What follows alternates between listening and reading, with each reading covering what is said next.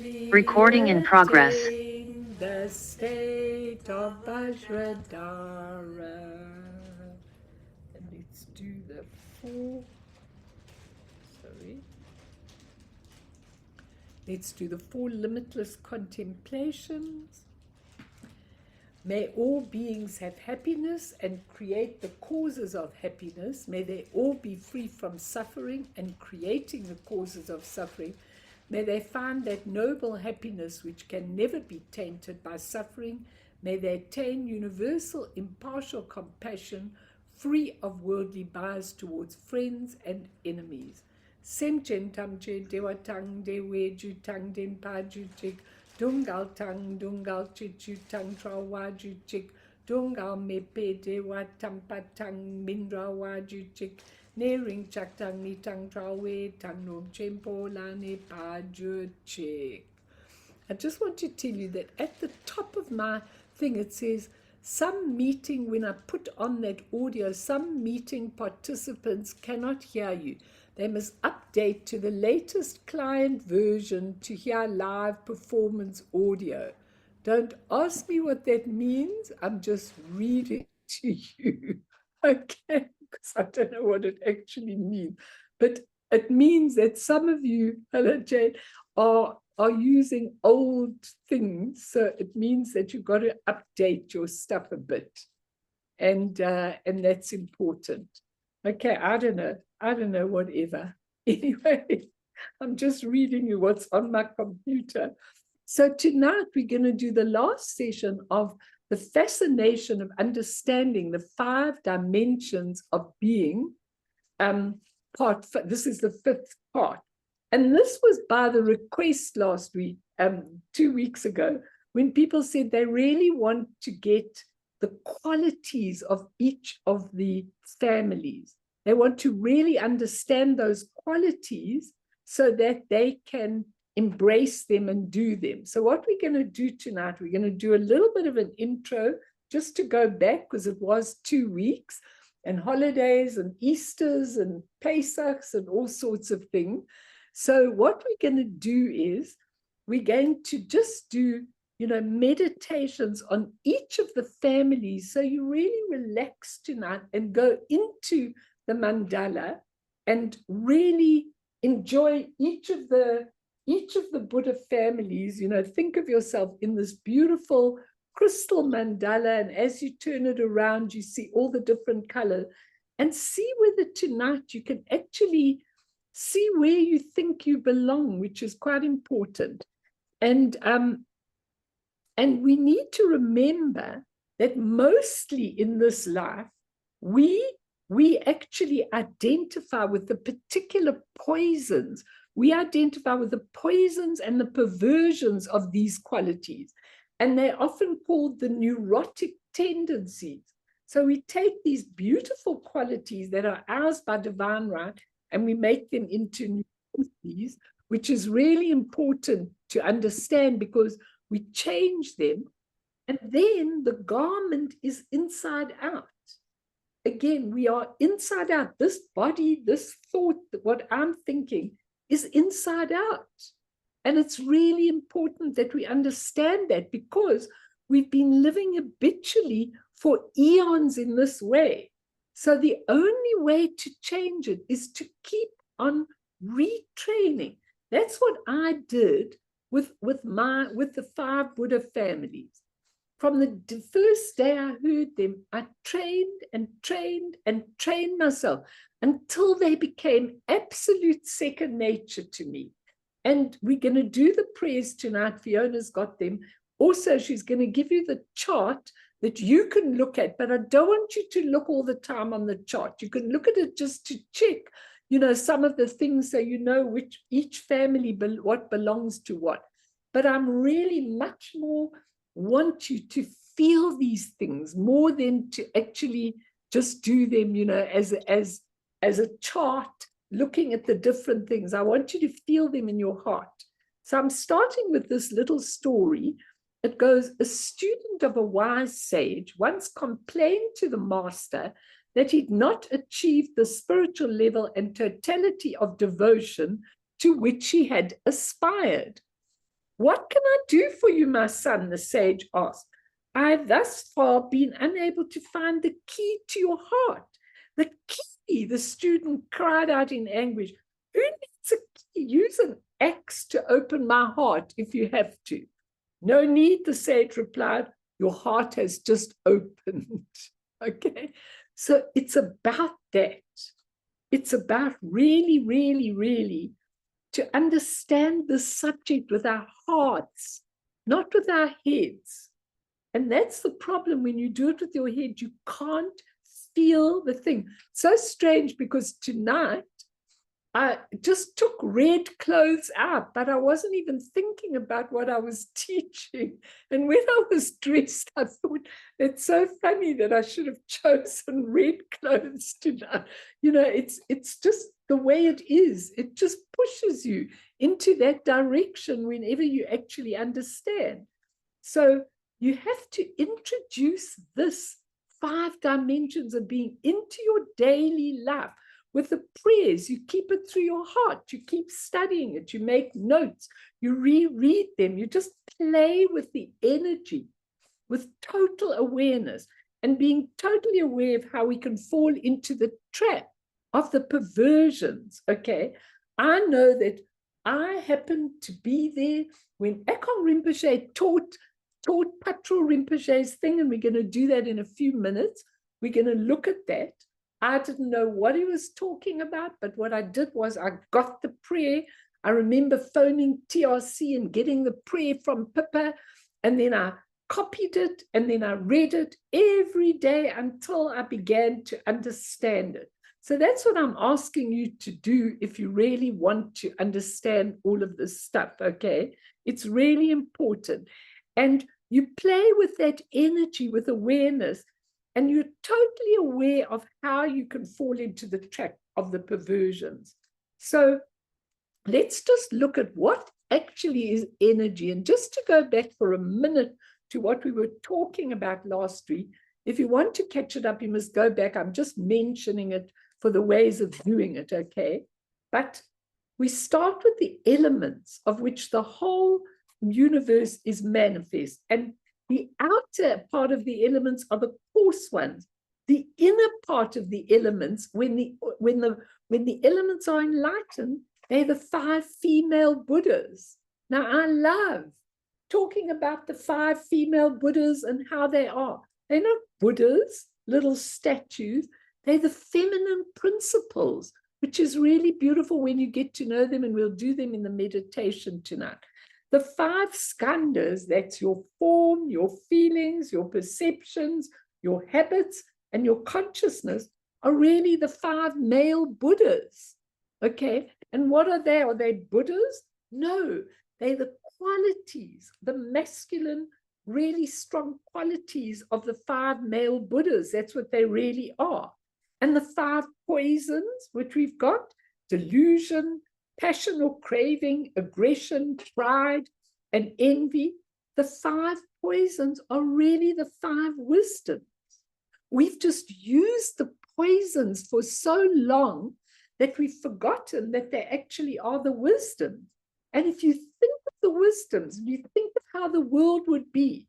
Imagine this world with the wisdom of equality. It would take away all the prejudice that people had.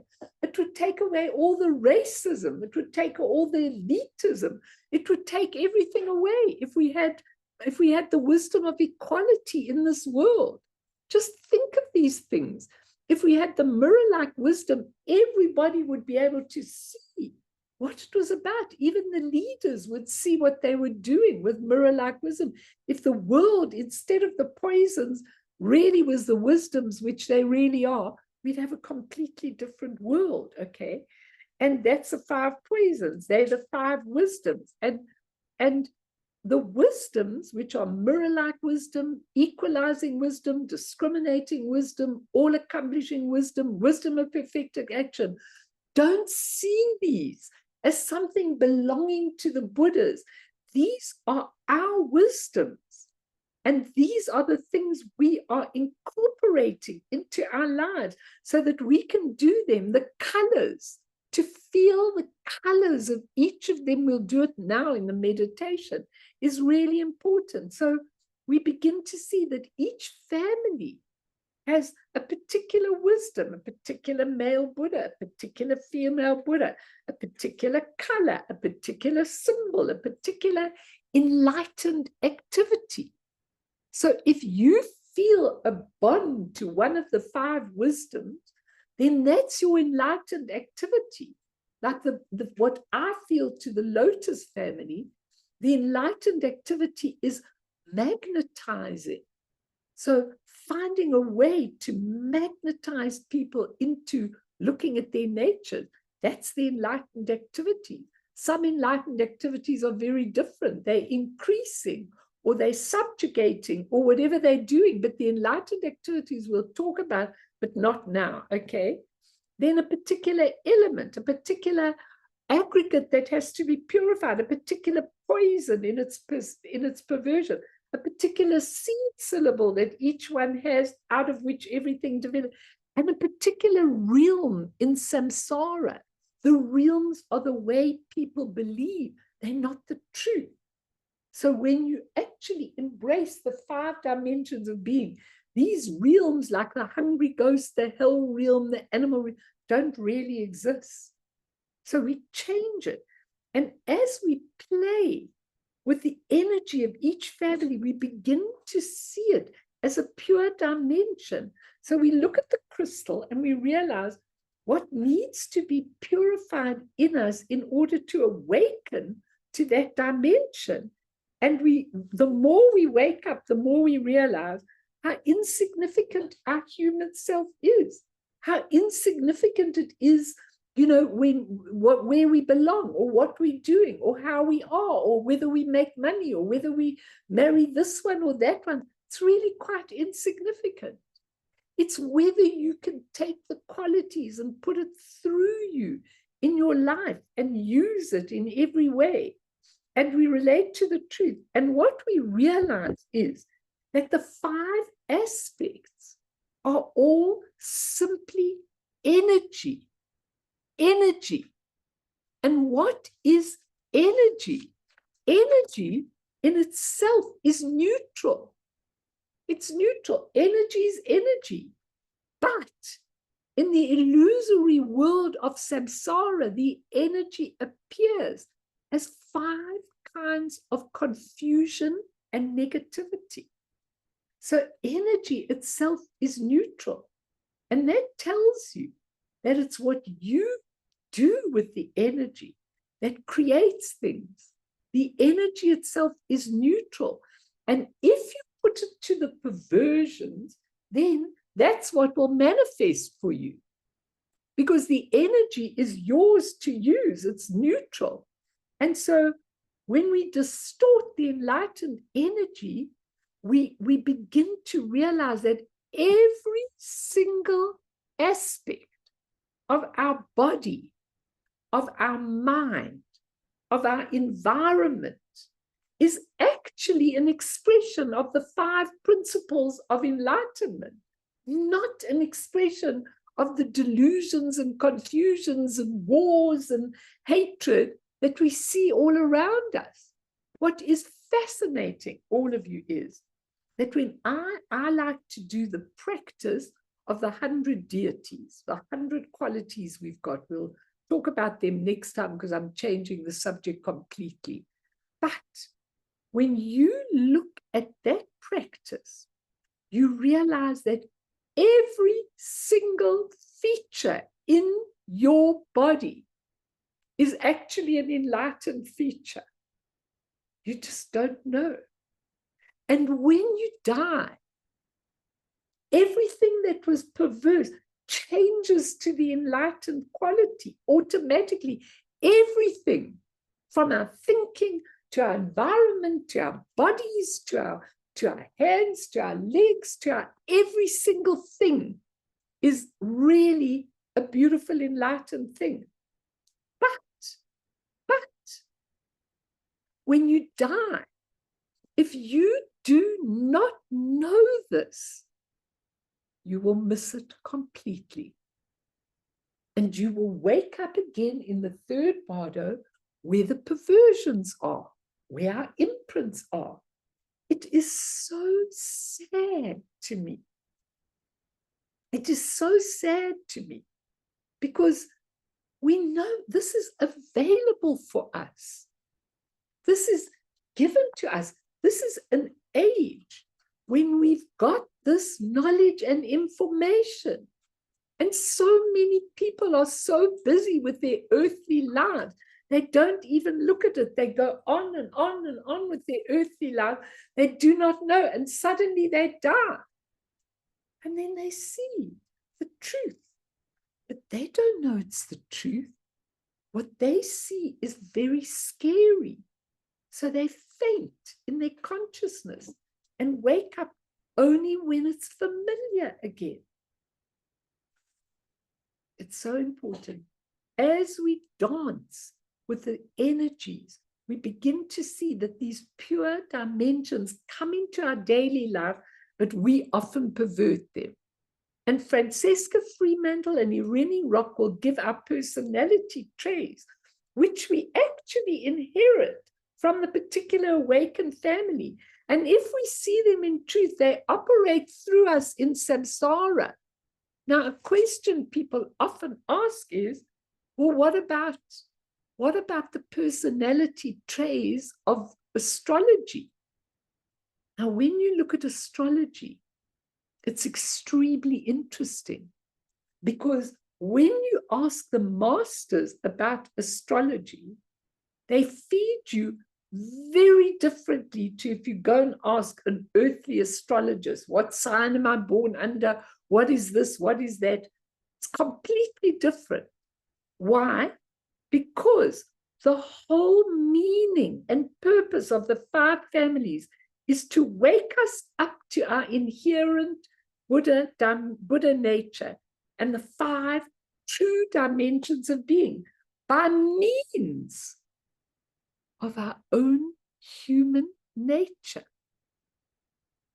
So our own human nature is the thing given us to understand this.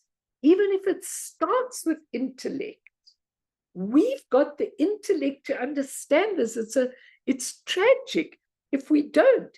Every single aspect of our body, speech, and mind and environment, okay, Bobby, you'll listen, is in essence an expression of the 5 principles of Buddhahood. And so what happens is we are close to liberation. The earthly life becomes the spiritual astrology and the leaning. So you start doing enlightened activities related to that family, and your perception is transformed, and your spiritual pursuits become more important than the earthly ones. But we still have our karma to go through. But it's really important, these qualities, because which am I using? You'll recognize your family mostly by your perversions of that thing, because you know which of your emotions are really very negative. And if you look at your emotions, you feel those emotions strongly because they've got to be turned into the wisdom. And that's how you can start telling where you lie in the families. But like Avril, you asked me, can you belong to 2 families? You definitely can belong to all the families, because all the families are in you. So you have a few traits from each of the families. But there's one family that you really feel, and you can tell it in people. When I'm looking at a Ratna person, I know them straight away what they're like. I know a whole lot of Ratna people. They are these very earthy people. They're yellow, not yellow in color, but yellow is the color. And they are generous, and they are open, and they like feeding people, and they like nurturing people. And if you go into their home, they're open and they're generous, and they do. What's the perversion? The perversion is sometimes there's a price to pay. They want people to do what they want to do. And so you look at that and you look at yourself and you see the perversion. And what happens is eventually the earthly astrological chart aligns with the spiritual astrology, because the spiritual astrology is about your dimensions of being. That's what the spiritual astrology is about. Does anyone want to ask anything? This is very important stuff for your whole life. Even you, Di, that I know you can't have your camera on. Hello, VM. VM, you've just missed the whole introduction, but never mind. You can go back and listen to it. Sorry, I just gave the whole introduction. Finito. Anybody want to ask or say anything or comment, or please do, because this is the chance for you to integrate all of this, to know that the spiritual astrology is when you belong to one of the dimensions of the awakened families. When you belong to it, it becomes the astrology, so you can see and you correct the things that you've been born with. Like I can see certain personality traits that I've had that I'm really busy correcting. And sometimes the people around you still see you like that, even when you've corrected it. It's really important because they still see you as they know you from the beginning. Any question, any comments, anything, please. I have a question. Please. Basically, let's say you're as prepared as you can be without knowing what's going to happen. How would you actually recognize it when you're going through the bardos? Yes. You see, it's very easy because I've been playing with these 5 families for years now. Okay. They are so ingrained. The mantras are ingrained. The teaching about them is ingrained. I just keep notes, not because I don't know it, but I always need to be 100% accurate when I'm teaching. Now, when I'm going to come to death, okay, it's very, very clear to me how that death happens. First, the absolute spaciousness of the clear light, which is actually the Dharmakaya. Then, in the second bardo, come the peaceful deities, who are the 5 families. Okay, now they come with their very bright colors, very loud noises, sounds, absolute, rays, light, sound. Each of the families come forward and you are watching it. It's not really happening outside you, but you're watching it there. Now, if you know this, backwards, forwards, and sideways, you are prepared. Trust me. Because a lot of us are not able to unite with the clear light at first, in death. And we'll do some more bardo teachings, but we're not able to unite with the clear light. But when the second appearance happens, if you know this stuff, it's really easy when you see it. As soon as you recognize it, you're free. You're out of the physical dimension and you're free. Whether you come back is up to you, whether what happens, but you are free at that level of Sambhokakaya. And even in the third bardo, you can be free at a particular level. Now, it's so important to know this. So you say, well, how will I recognize it? I will recognize it because I've played with it for so long, and I've looked at it for so long, and I've examined it for so long, and I've looked at myself for so long. It's very clear to my mind, and that's how I want it to be with you. And when you start doing these prayers on a daily basis or every other day, you'll see you begin to perceive it. You must do these prayers seriously. Let's do them, Fee. Let's do first the bardo prayer, which I want all of you to do. And there you've got your 5 Buddhas and went through intense delusion. Now it starts off All of you say it together. It starts off with the actual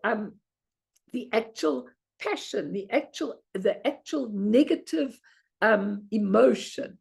And then it shows you what it is. So let's read it together, and read this every day or every second day.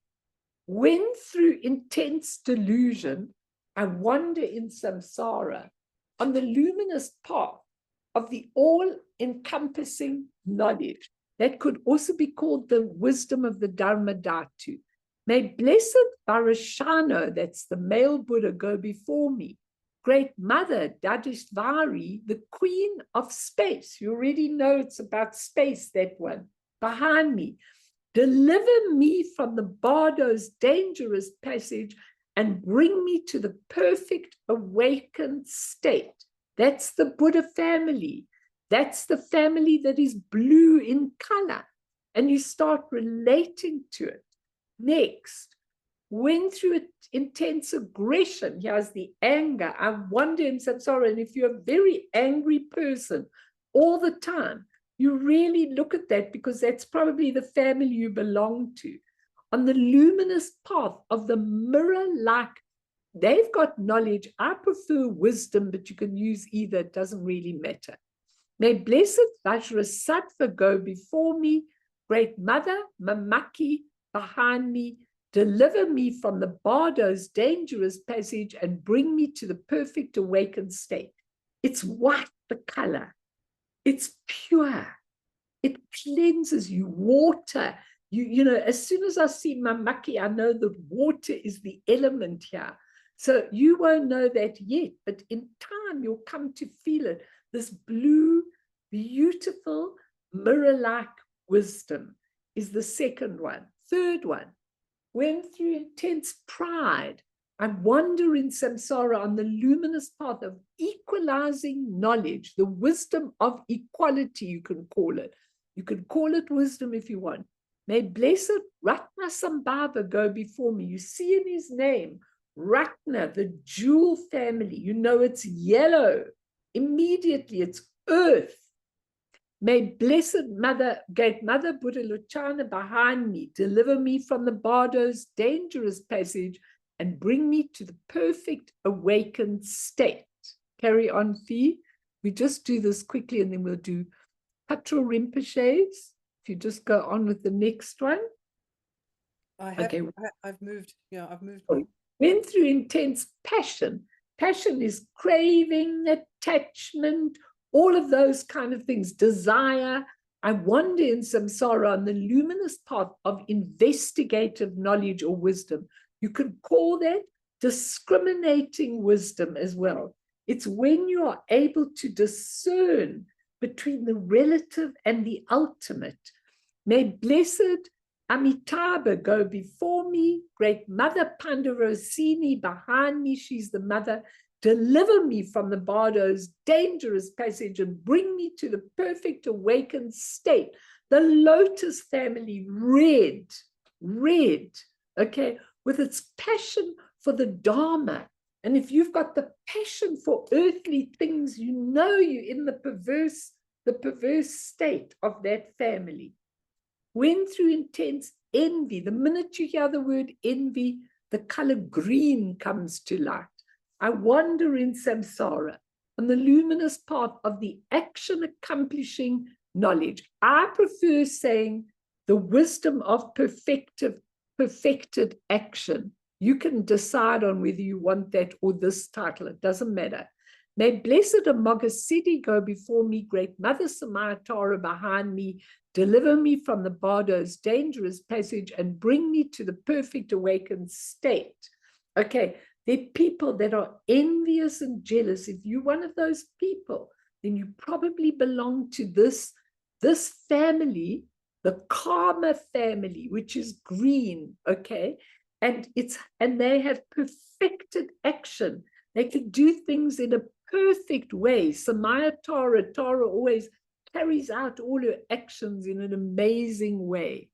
And then finally, when through the 5 poisons, I wander in samsara on the luminous path of the 4 knowledges combined, or the 4 wisdoms, not the 5, the 4, because the 5th one, which is the wisdom of perfected action, the one we just did, isn't there until the other 4 are there.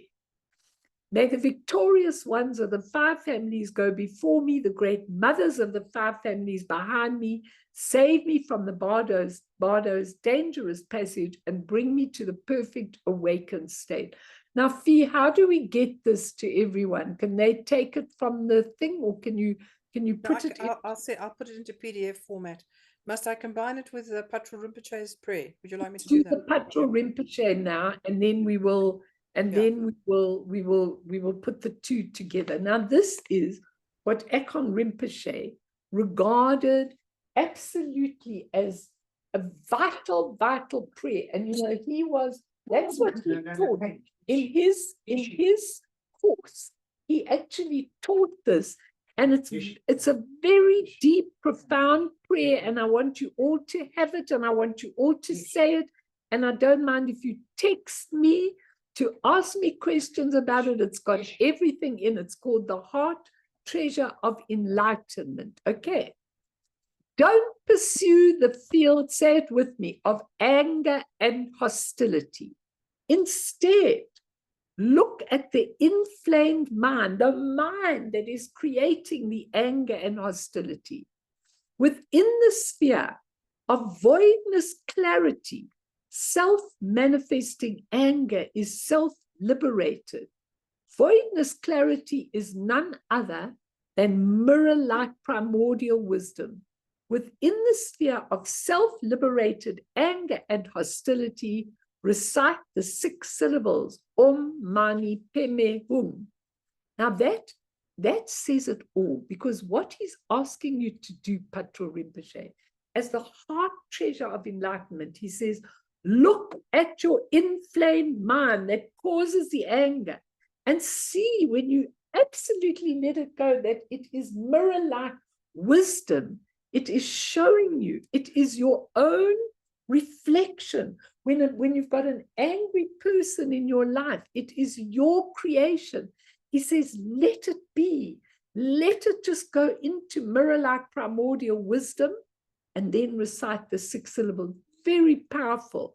You can ask me if you want to. You can text me. I have no problem with it, but take the prayer.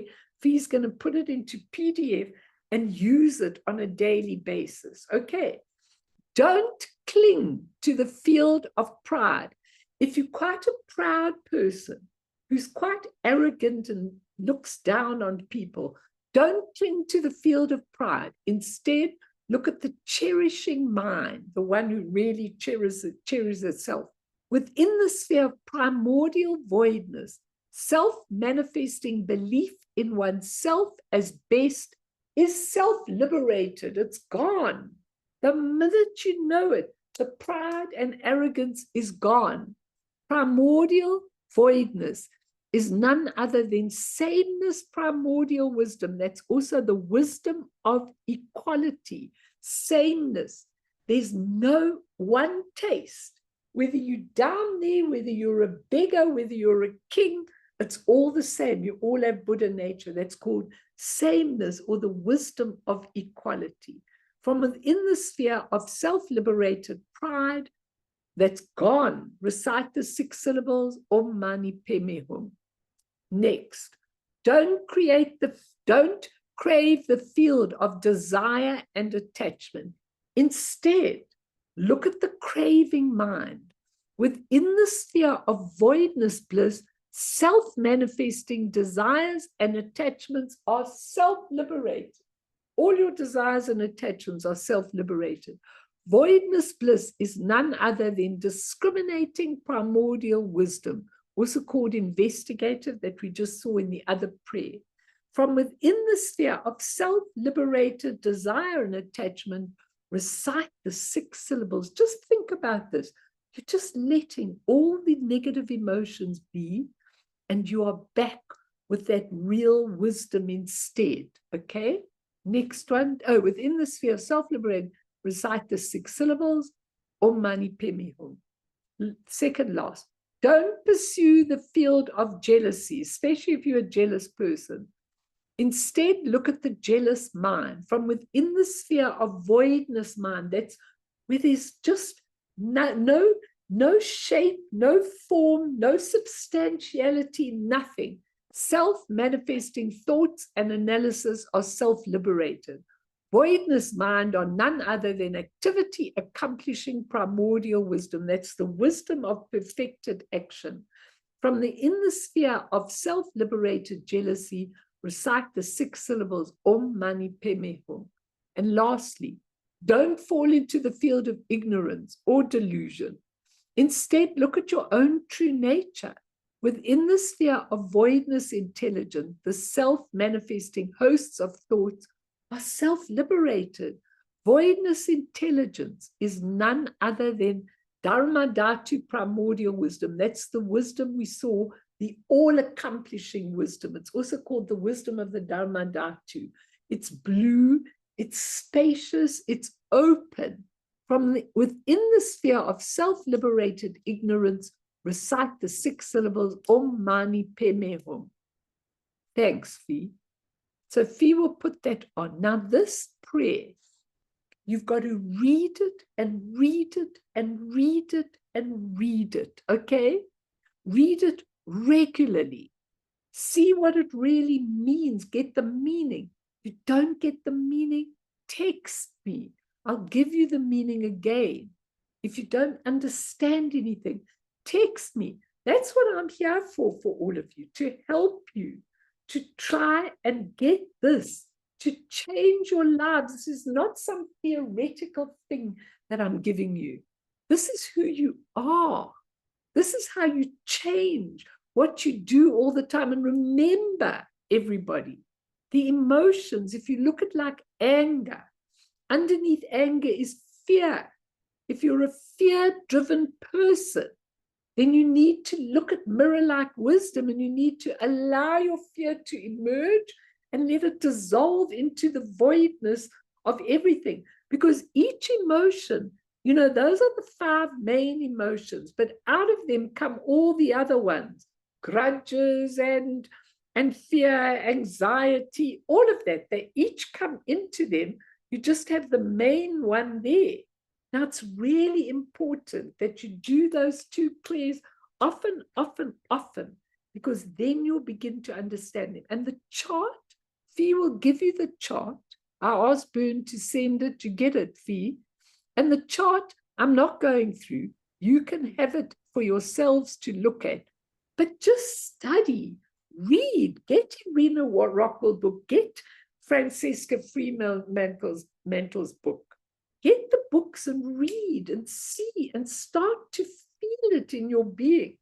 Mel, I just wanted to ask, I put the chart up in PDF format earlier.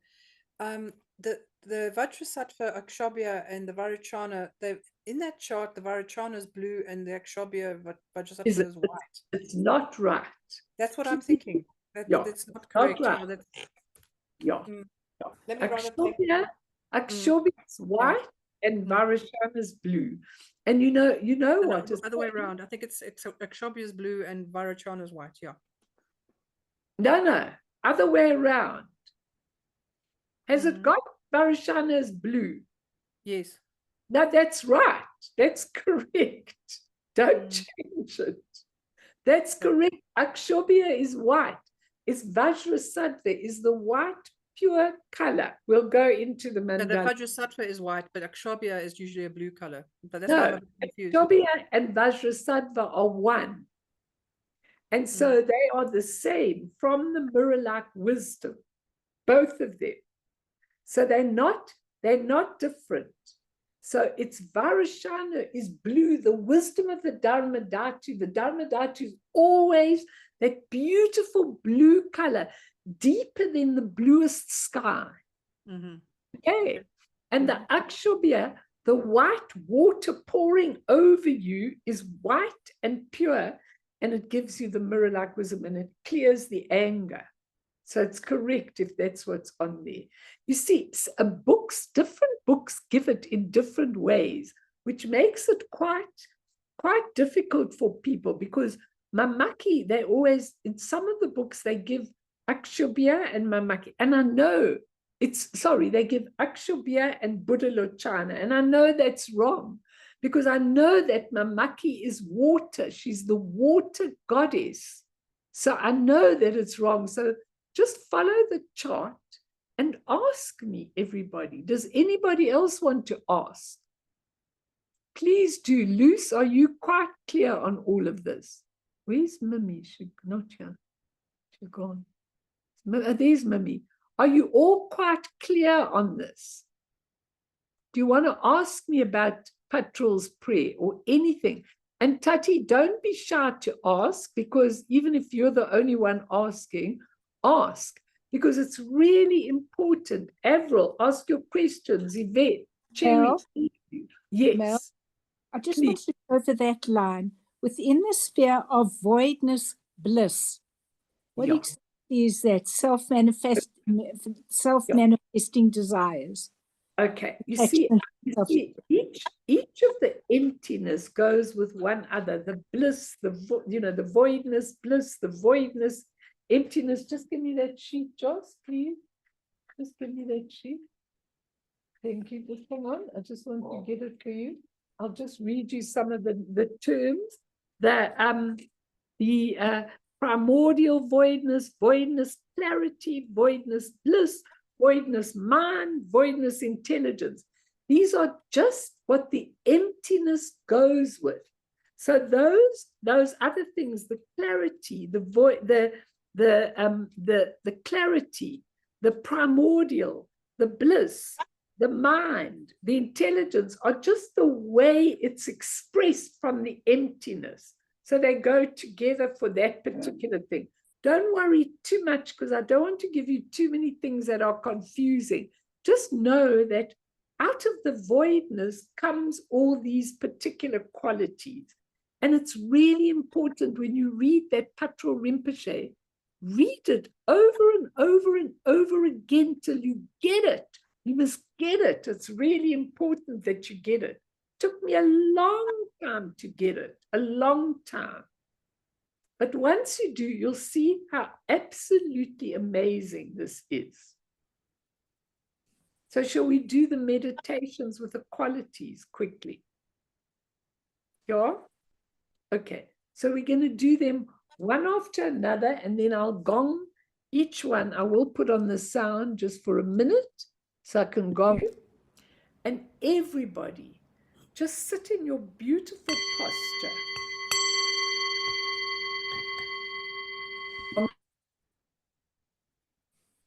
Okay. We're going to enter the mandala. So I want you to visualize as you breathe in and out and clear everything. First of all, I want you to relax your physical body. Leave your eyes a little bit open, not completely shut, and relax your physical body. Now we are going to go inside the mandala of your heart. So remember, even though I'm giving you this in the way of a crystal outside, this is where you go into the mandala. When you come into the bardos, you will see the mandala, and each of the families will come out to greet you. And it's really, really important that you understand that completely. So let's go into the middle of the mandala.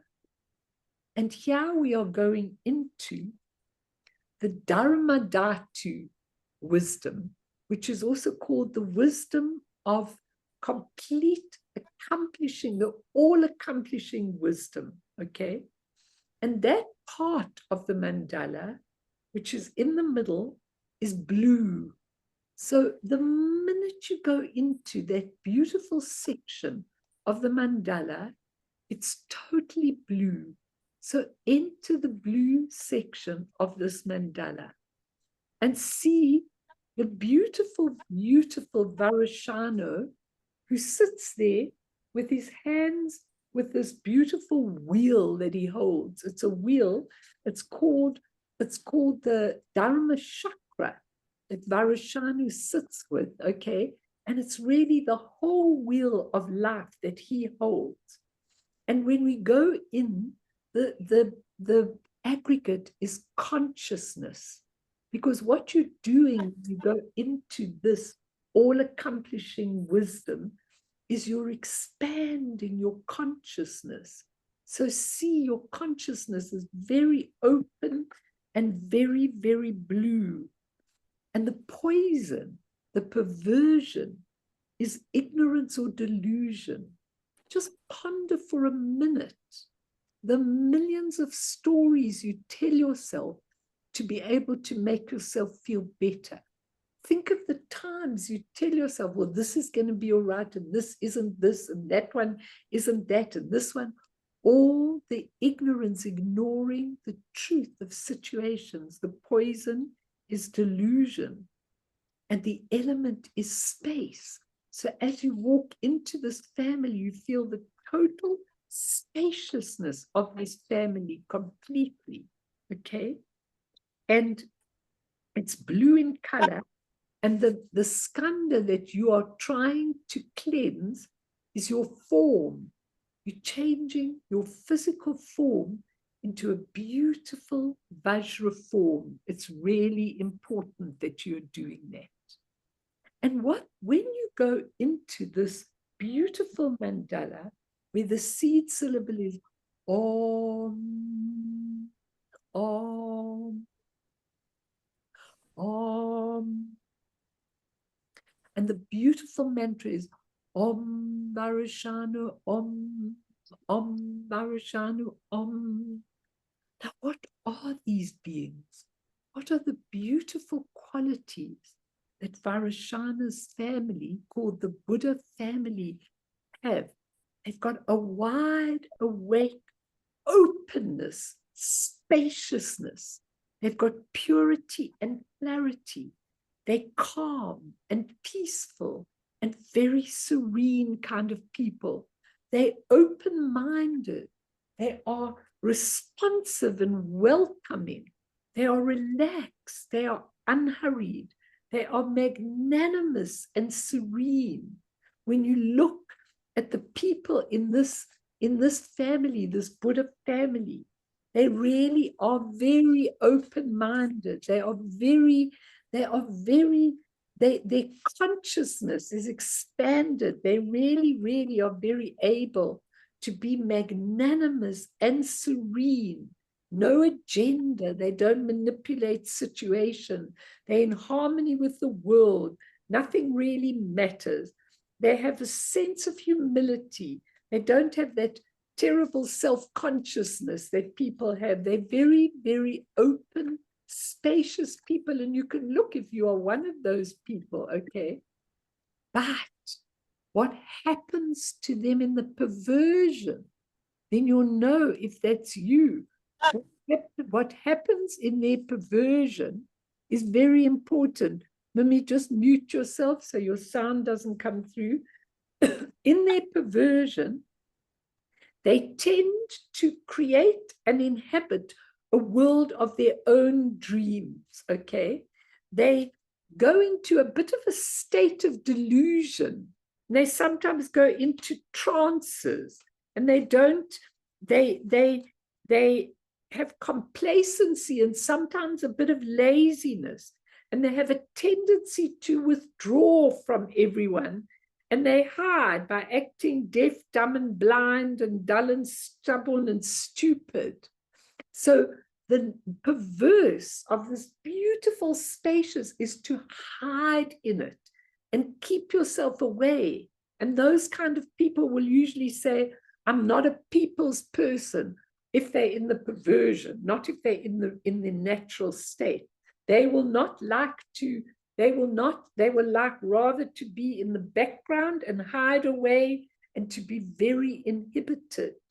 Just to give you an idea. And that's the blue Buddha family. Feel it in your being, feel it. Let's move in the mandala and actually move into it and see what is next in the mandala. So next we are going to go into Akshobhya, sorry, the feminine force in that Dharmadhatu wisdom is a Kadavisvari, okay? And their enlightened activity is pacifying.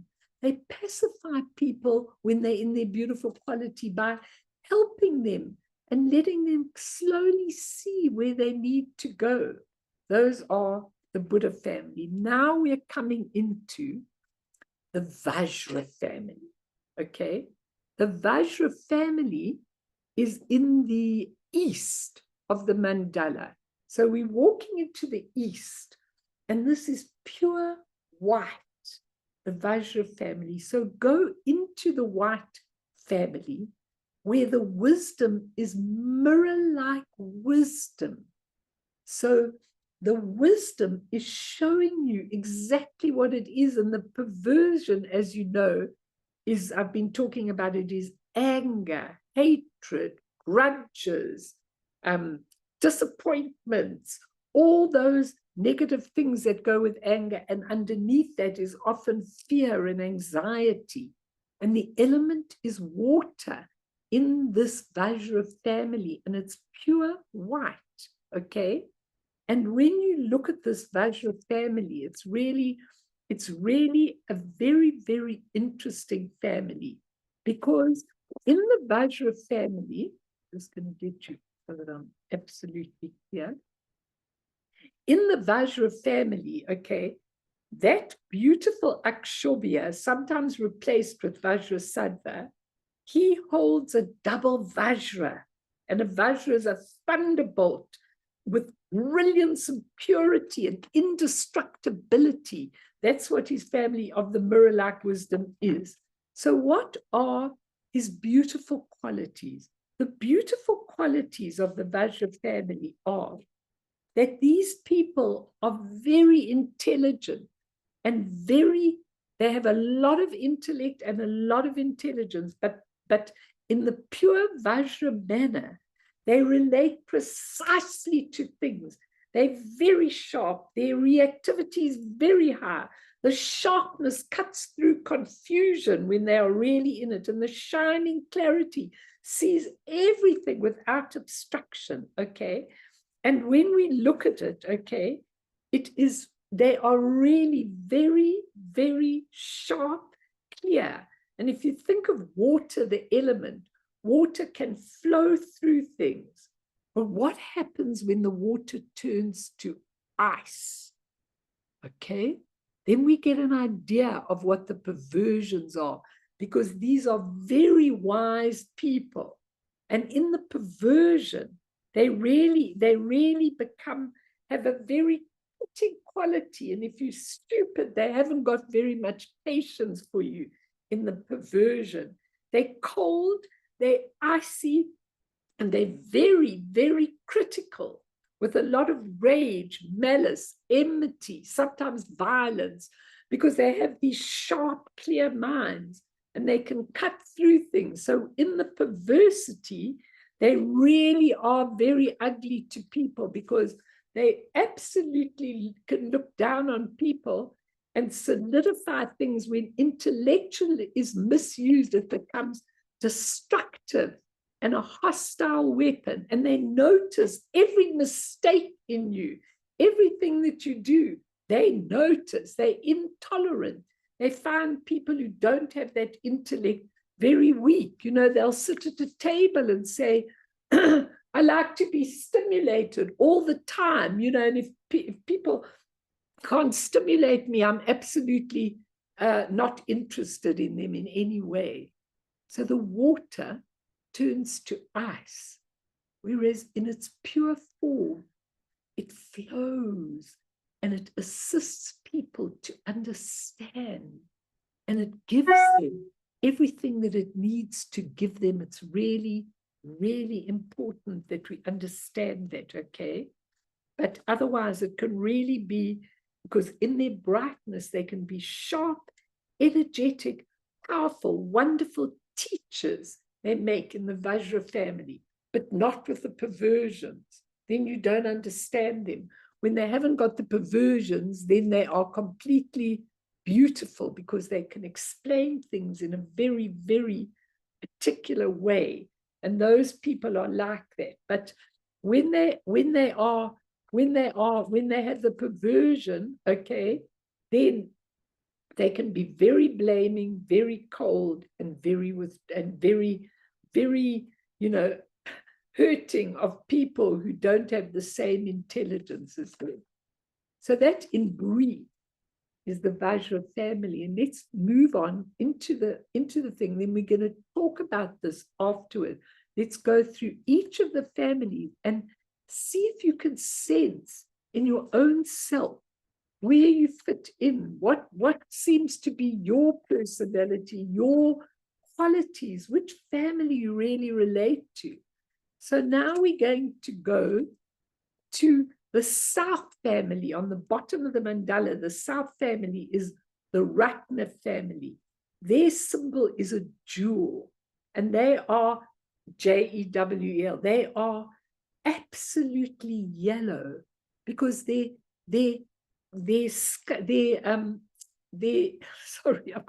element is earth, very earthy people, okay? But their poison is pride, okay? Because sometimes they extract a price and feel very arrogant of you, okay? And their skanda, the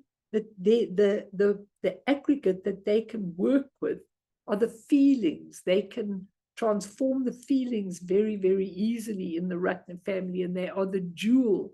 And their mantra is, the mantra of Ratnasambhava is Om Ratnasambhava Tram. Tram is the seed symbol. And I say the mantras for every day. We'll talk about that afterwards, okay?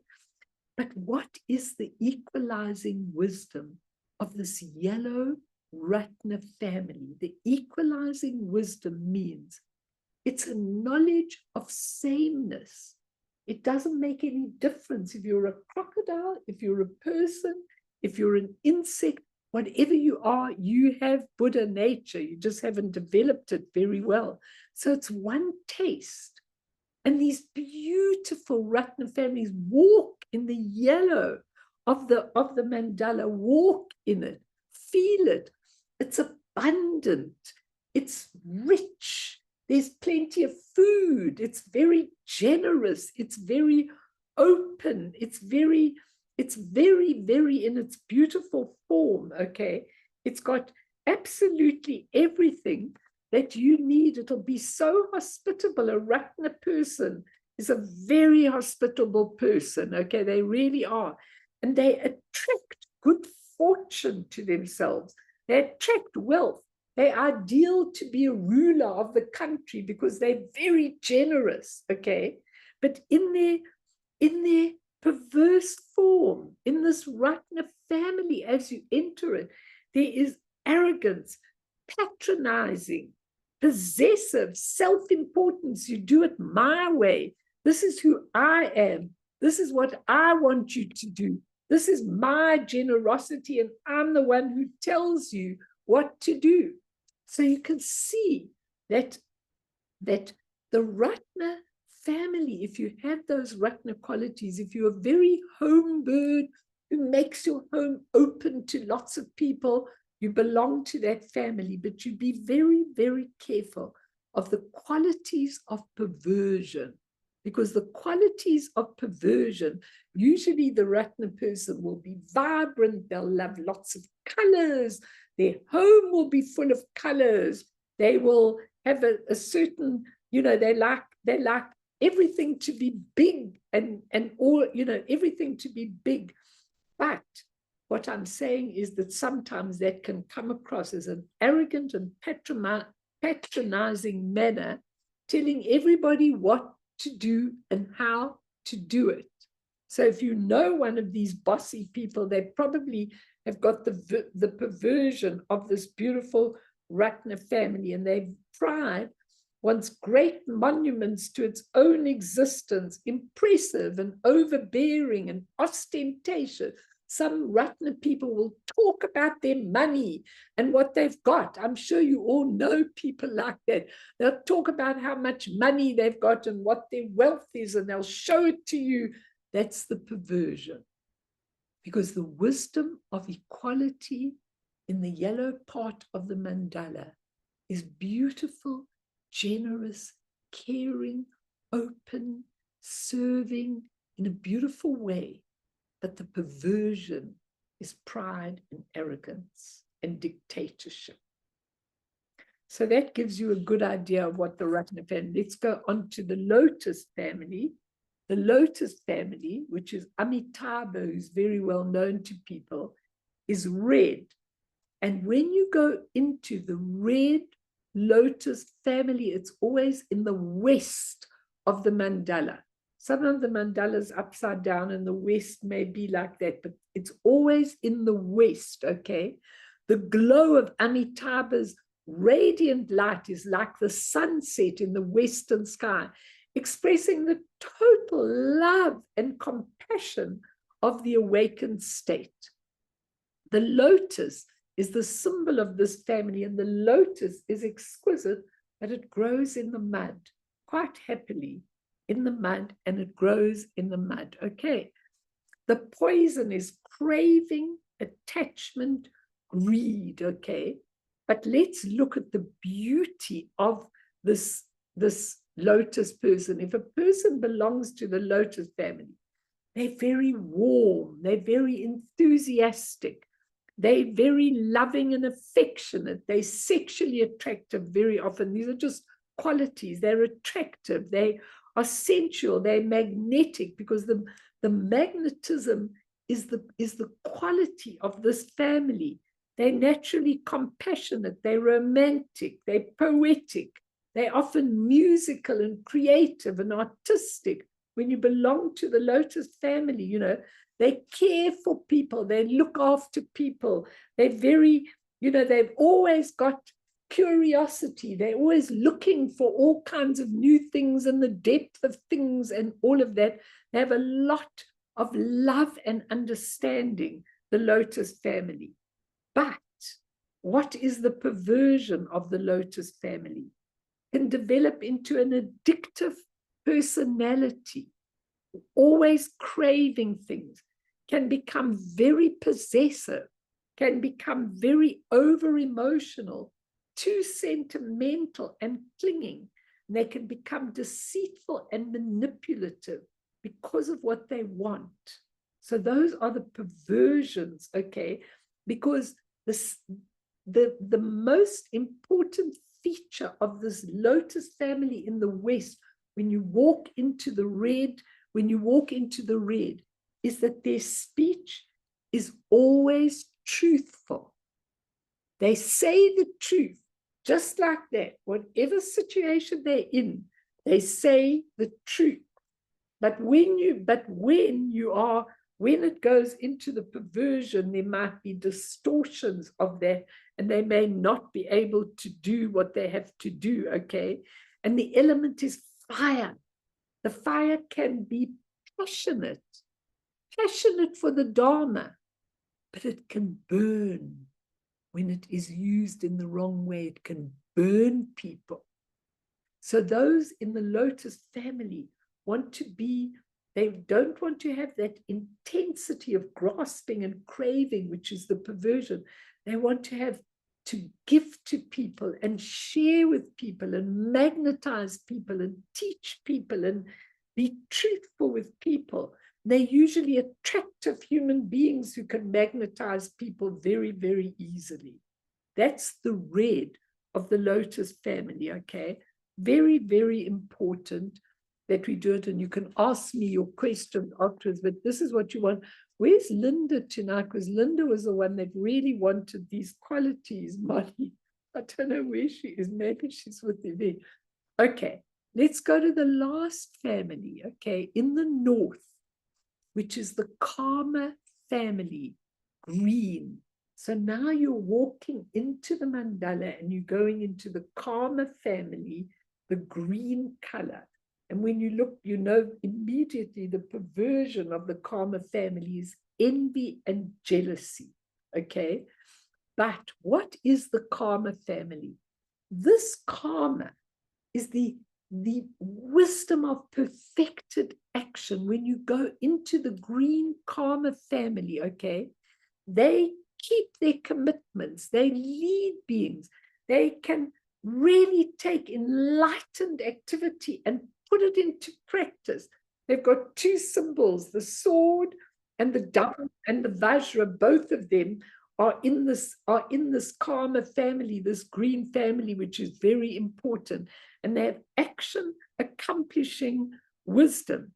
They show dynamism and energy. They have great ambition, reach positions of power and influence, and they're confident and decisive. They know exactly what they've got to do. They have no doubts they will succeed. They're speedy. They're always busy. They organize, complain, or protest against injustice. They have bravery and heroism, military leaders and warriors, and develops from a fear of failure and not living up. They have high expectations of themselves. But in the perversion, what happens to people of the karma family, okay?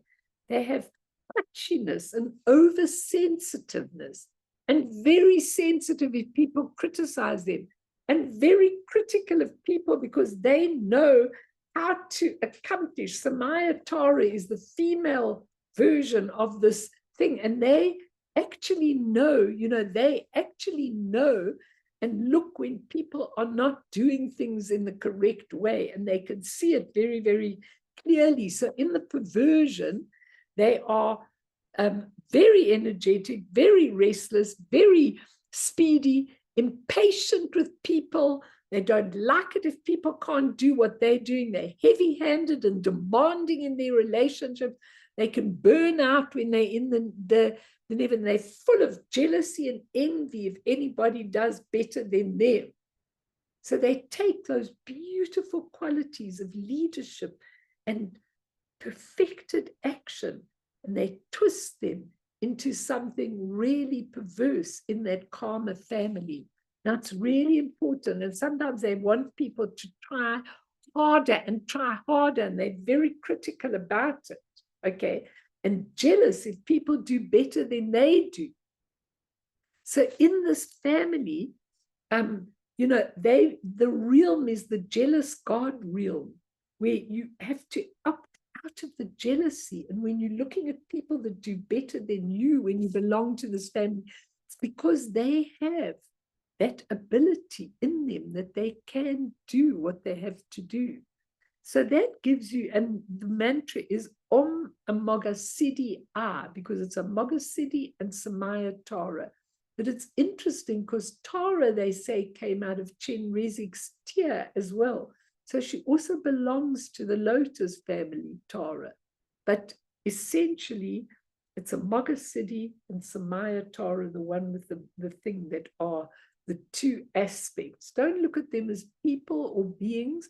Look at them as qualities, beautiful qualities of absolutely perfected wisdom. So now just for 2 minutes, close your eyes and just go within, into the mandala in your heart with all its beautiful colored aspects. Don't expect to get everything all in one go. It's too difficult to get it all in one go. We have to be slow, study it, feel it, look into it, the family that we feel we belong to. Study it. See if you have some of the perversions. Feel that this is in your heart, and that this is what you'll see when you come to the bardos. Your true nature, your 5 dimensions of being. Recognize them, know them, study them. Look at the charts which Fiona's given you. Say the prayers which will tell you everything you need to know. Watch for the poison. watch for the feeling of each family. Each family brings a different feeling, different beautiful dimension.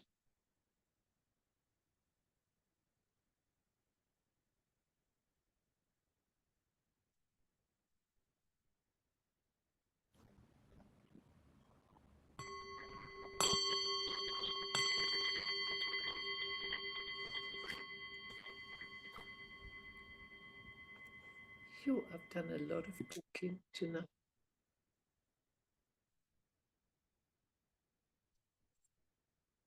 Before we go, questions. Any of your questions, I don't care what they are, psychology or beautiful spirituality, just tell me what you feel about this that I'm giving you. And, you know, you can take it all, you can go home, you can look at everything in a beautiful way. But it's really important for you to understand these 5 dimensions of being, because that's who you are.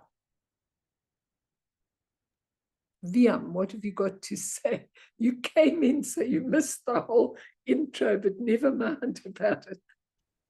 Tell me. No, I say thank you. You put so much effort into all your teachings now and preparation. I was wondering, maybe it's something you said in the beginning, but and I think I gathered as much that the point, besides knowing, identifying with this Buddha families in this lifetime to give you clarity, you know, and into your making sense out of life on, you know, this life. But it's also something with going into the borders, right? So you will recognize, identify with your specific Buddha family in the second border. Is that what it is? Yeah, no, that's exactly it. That you Okay. know that, I mean, I want you here. That's why I'm giving you all this stuff, because I want you here to play with it if you're really interested. But for me, what else is life about? You know, I mean, look at the amount of time we give to businesses, to work, to this, to that. We need to give this amount to, you know, we really need to give the time to understand. A few people have done this a few times, and there are a lot of people not here tonight, but, you know, they'll get it on the thing. But this is the most important thing in our lives, because we're not this human person that we think we are. And I think it's really worth studying. You know, when I want to do another lecture on it, I go to my suitcase that's got all my things, and I've got stuff like this, you know, from the years of sort of studying it, writing it, meditating on it, going to lectures on it, you know, doing all kinds of things, because it's something that is absolutely vital for us, but vital, you know. I think it can also be very, very helpful to know it, as well as it's like you are presenting it to make sense, you know, with all the people that we meet in our lives, you know, like, okay, this is a person that's in that Buddha family, and you can kind of feel maybe if they're in the perverted state, and then you can be compassionate towards them. You know what I'm saying? Like, I don't know, I don't know if I'm verbalizing it right, but like, I think it'll be very good to be able to really know that, and to instinctively kind of, when, even if you meet a new person, be like, okay, that person's in that Buddha family, and you kind of know how to approach them and what to expect and what not to expect and what their strengths are, and that type of thing. You're not going to be able to evaluate it in all people, because lots of people don't show the quality. But certainly it's so helpful for you to understand them, because, you know, in my life, what I do more and more and more, it's very interesting, because I was reading a psychology book, which I haven't done for years, because it was written by a family member, so I really needed to read it. And I was smiling as I was reading the psychology book, because it really was very interesting, because I realized how much I've moved from the psychology, you know, into a more spiritual and much a sort of a deeper approach than the psychology of our human selves, if you know what I mean. And for me, it's really so interesting that you put the question mark to people, and then you're able to see them. I really am beginning to see where people come from, what they are, what they're trying to process in their lives, not based on the judgment of how I feel about them, which is mostly what people do all the time. But I'm trying very hard to see it from their perspective and to look at the families and see where people are being perverse in whatever they've done. So it's like an exploration of you and others and how they actually come to be, how they are. So you have much more tolerance of people when you understand that, because you're not judging them from your karmic perspective. Do you know what I'm saying? It's really a whole different viewpoint when you look at people and you see how they are, So I think it is very, very helpful to know this, and I think it's very helpful for all of you to know this. Any other points or questions you want to ask, please do. La, do you want to ask something? Anyone? I have a question. Please. So, question is, how do you move from the perversion to the wisdom of it? Because obviously, I'm not in a situation where I can self-liberate. And I imagine that if we have strong habits, even if you can recognize what's happening, changing that is not as easy as just knowing it. It's not easy, and it's a very good question. And Chogmin Trungpa, he gives these lovely stories, like he goes, let me just find one and then I'll show you. He calls them the neurotic tendency. So he goes, Vajra Robert, he's calling about Vajra Robert, and he gives a description of Vajra Robert. He said, Vajra Robert is extremely clear and can make simple statements that can relax everyone in the midst of total confusion. He's open. However, when his own confusion becomes overwhelming, he's likely to lash out at others with a cutting sharpness. Now, he describes Vajra Robert, in that.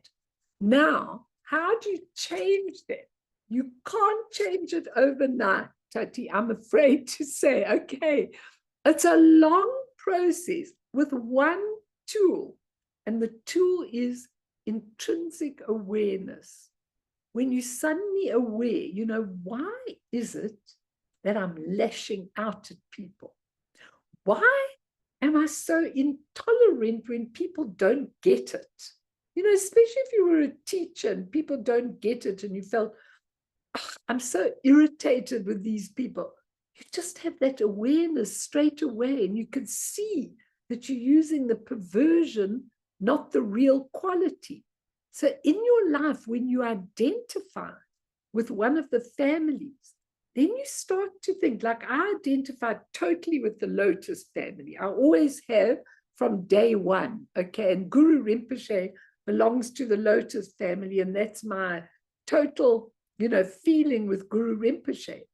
And the thing is that I look very carefully at the perversions of the Lotus family. And I know that I had a lot of these perversions. And I work hard just with awareness to try and not put those into being, to change the whole of how you are with people.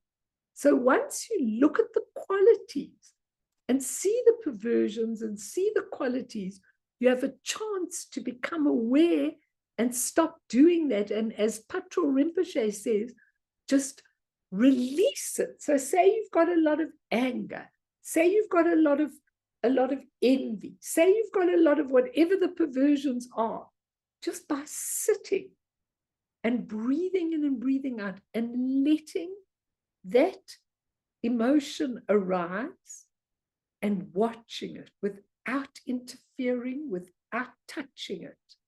And slowly, it just starts to absolutely melt into the Dharma Dhatu. And then you are in voidness mind and you recite the syllable. You have to train with it. You have to train and train and train. So you first awaken to which family you relate to, and then you train. You train a lot. So I've given you a lot tonight, all of you, and there's a lot to think about, even those of you that know the subject matter. And I hope that others will actually watch, watch the thing. And also don't forget that that Francesca Fremantle's luminous emptiness gives a lot of explanation. And Irini Rockwell, in her 5 wisdom energies, a Buddhist way of understanding personalities, emotions, and relationships. That's really a good book to read if you want all those qualities, because she gives lists of them and you can really look it for yourself and see. Okay. So let's end, and then if anybody wants to ask me, you're very welcome. Let's just do the dedication to all sentient beings everywhere in the world, in earthquakes, in hurricanes, in natural disasters, in unnatural disasters, in leaders that are persecuting their people. May they be able to get something out of who they are and why they are in those situations, the perfect situations for them to develop these qualities. Through this merit, may all beings attain omniscience, may all obscurations fall away from the stormy waves of birth, old age, sickness, and death. From the ocean of samsara, may all beings be free. Sonam die tamche zipane topne nepe tranam pamshene Cheganachi balak topaye sipe sole doa do warsho.